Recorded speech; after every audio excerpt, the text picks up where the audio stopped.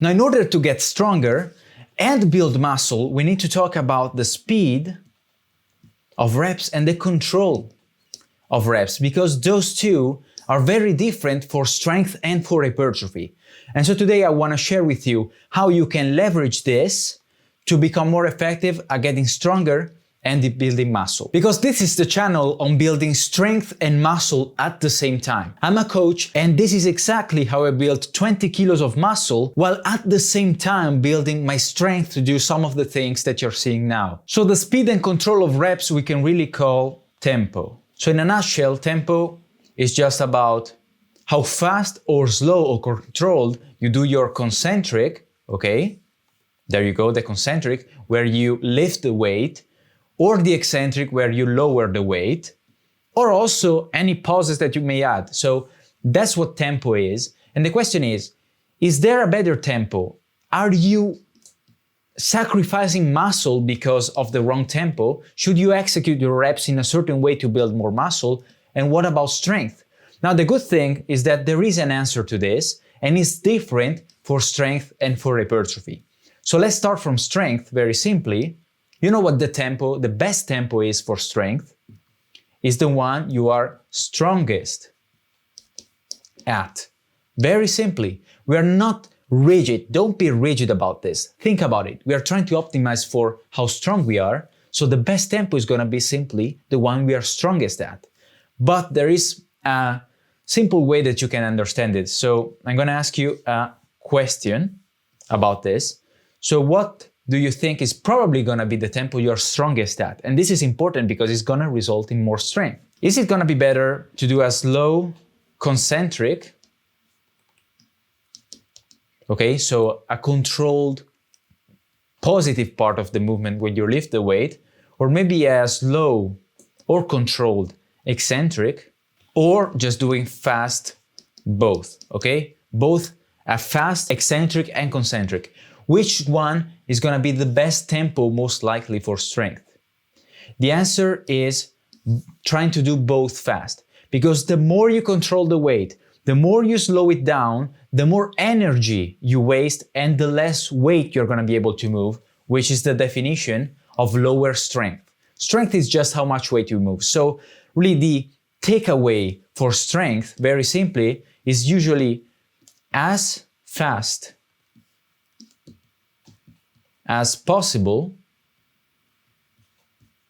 but while still in control. For example, in squats and dips, weighted dips, I'm stronger when I descend faster, okay? When I go down faster.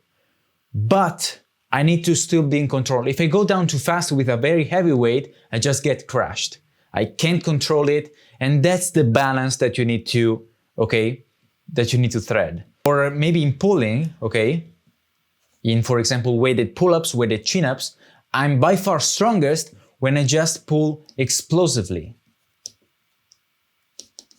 And you're gonna see it over and over even as you practice. So for strength, really, the best tempo is just the one you're strongest at, which tends to be as fast as possible while still in control. But for hypertrophy, it's actually different. Also, by the way, let me remind you of something. If you go to Project Delta and free resources, here under YouTube summaries, you can see all of the summaries of every video that I posted on this channel. And also here in the all-in-one template, you can see all of the templates that I created in the videos, and you can get all of them in one place. And I actually add new stuff to this every week and every month. You can get all of this in the free resources in Project Delta, which is free to join, is the link in the description. And also if you want to just shortcut the learning to build strength and hypertrophy, everything that I ever learned and used, even to bring people up to very elite levels, I put in the Strong and Jacked course that you see here.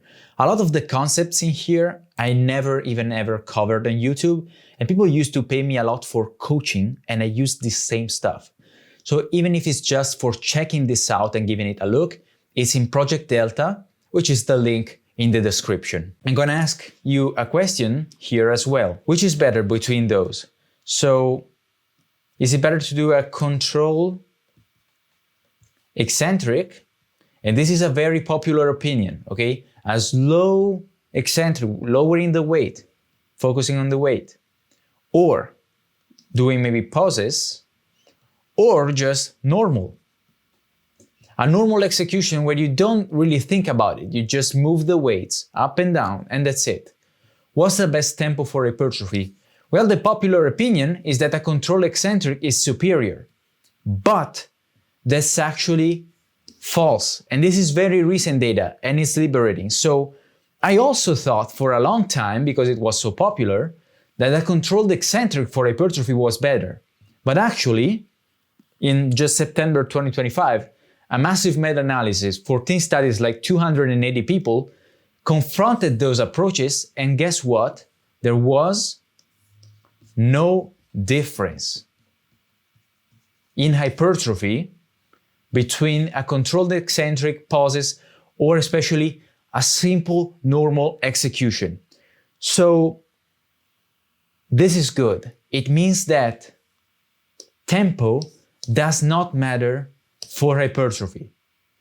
Listen to this again. For hypertrophy, you can just pick whatever execution you like, and you're gonna see the same muscle growth as long as you go, once again, to or close to failure. As usual, that's the thing that matters.